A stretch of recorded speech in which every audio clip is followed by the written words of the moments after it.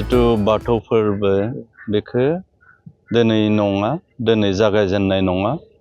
12 बोसोर सिगाङावनो बे ओनसोलनि जाखांफुनाय गोख्रों दैदेनगिरि, उन्दै सेंग्रा, आं बिथांमोनखौ फार्स्ट गिबिनिफ्रायनो मोनबोदों। बिथांमोना उद्धम गोसो गुदुं जानानै बे ओनसोलाव प्रथम बाथौ फोरबोखौ फालिबोदों।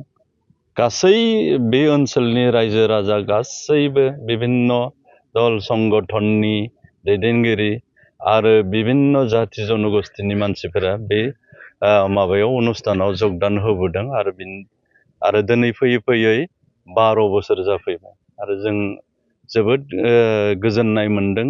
आरो बे सेंग्रा जिथु सरासनस्रायै धोरोमखौ फालिनायखौ जोङो माने बैसोगोरा मानसिफोरा फालियो, खिन्थु बे ओनसोलनि धोरोम फालिनायखौ जोङो इउनिक मोनसे मोनबोदों।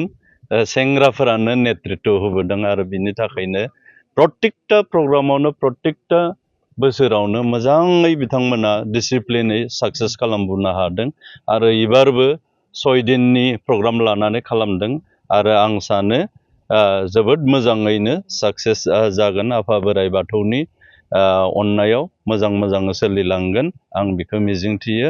आरो बयबो जोंनि तामुलपुर ओनसोलजों लोगोसे गासै बाथौ धोरोम सिबिसुला रायजो राजा आरो गुबुन धोरोमनि मानसिफोरा जाहाथे फैनानै जगदान होफायो बे 6 दिननि प्रग्रामाव। बयखौबो आङो नोंथांमोननि चेनेलनि जुगेदि आरज गाबदों जाहाथे बयबो बेहाय जगदान होफायो, लैहोर फैनानै बेखौनो आं खावलायो। हिरिम्बा हालामारि बाथौ फोरबो फालिथाय आफादनि बानजायनायाव दिनैनिफ्राय 31 जानुवारिसिम 6 दिननि हाबाफारि लानानै बिथांमोना गोथार बाथौ फालिनो नागिरदों आरो दिनै बिथांमोना 12 बोसोर जाबाय बेवहाय फालिनाया। जोंनि तामुलपुर ओनसोलनि बयनिख्रुइ गिदिर माने बाथौ फालिथाय फोरबो होनना बुङोबा जों नैबे हिरिम्बा हालामारिखौ जों बुंनांगोन। मानो होनबा नैबे निजदिफिलि एरिया होनना बुङो बेखौ, बेवहाय गोबां जोंनि बाथौआरिनि रायजोफोर बेवहाय थायो आरो बृहत मोनसे एरिया बियो जोंनि बर'फोरनि। बेवहाय गाजा गोमजायैनो खोब मोजाङै बिथांमोना फालिबोबाय थादों आरो जों मिन्थिगौ जे स्टार्टिंनिफ्रायनो आं दङ बेवहाय। दख्लाबसे माने हाजों हमथ'ना माने भारासोमोन लानानै नैबे बाथौ गायसनदोंमोन आरो बिनिफ्रायनो फालिजेननानै दिनै गोबां बिथांमोना उन्नतिबो खालामनो हाबाय। दिनै बेवहाय बिथांमोना हाबो लानो हाबाय 4-5 बिगासो आरो बिदिनो जोंनि बाथौआरिनि बाथौ सिबिग्रा रायजो राजाफोरखौ बिथांमोना खाबु होबोदों बेवहाय बाथौ सिबिनो थाखाय। आरो बे ओनसोलनि जोंनि सेंग्राफोरा माने बिराद गोसो गुदुङै बयबो माने गोरोबलायनानै माने बयबो गोसो होथाबनानै नैबे बाथौ फोरबोखौ बिथांमोना फालिबोबाय थादों आरो आं सानो इयुनावबो बेनिफ्राय गिदिरसिननिफ्राय गिदिर नैबे बाथौ सिबिनाया बेवहाय जागोन। आरो बाथौआ जिहेथु जोंनि बर'नि गुबै धोरोम, जों गारनो हाया। गोदो गोदायनिफ्रायनो जिहेथु जों फालिबोबाय थादों आरो जों हदाय नाजागोन जे जोंनि बाथौ धोरोमखौ जों गुवारै लांनो, फेदेरनो आरो बुहुमाव जाहाथे जोंनि धोरोमा सिनायथि जायो, बिनि थाखाय जोङो बयबो खामानि मावनांगोन। आङो बयनिसिमबो दिनैनि फ्राय जानो गोनां नैबे 31 थारिखआव लागै जानो गोनां जिथु हाबाफारि बेवहाय मोजाङै मोजां थांथों होननानै आङो आसा खालामबाय आरो बोराइ बाथौनिसिम आरज गाबबाय जाहाथे जों बयबो बर' फिसा हिसाबै गोजोनै जाहाथे नैबेयाव थांना थानो हायो, जों जाहाथे आवगायलांनो हायो। बेनि थाखाय आङो बोराइ बाथौनि सेराव, आफा इसोरनि सेराव आखाइ खर'गंलायबाय।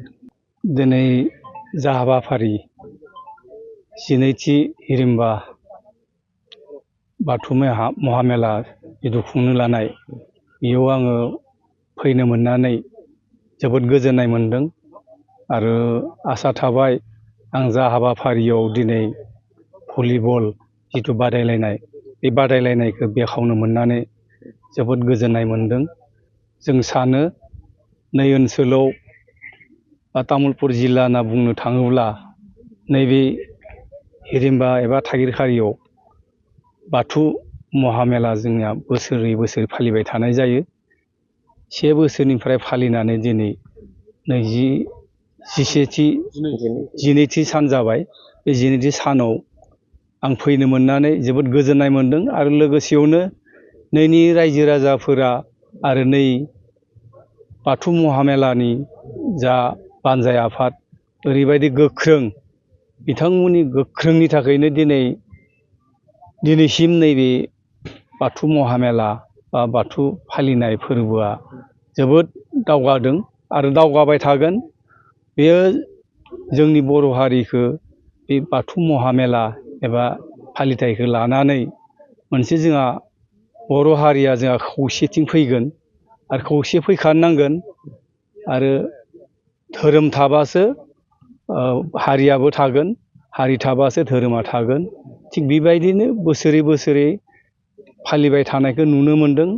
आरोबाव नै देग्लाय जाबायदि हाबाफारि लानानै फालिदों, फैगोन बोसोरावबो बा इयुनावबो जाहाथे बिनि साय देरसिन गाजा गोमजा जाहाथे फालिलांनो हायो, बेखौनो आं इसोर आफा बोराइ बाथौनि सेराव खर' गंग्लायो।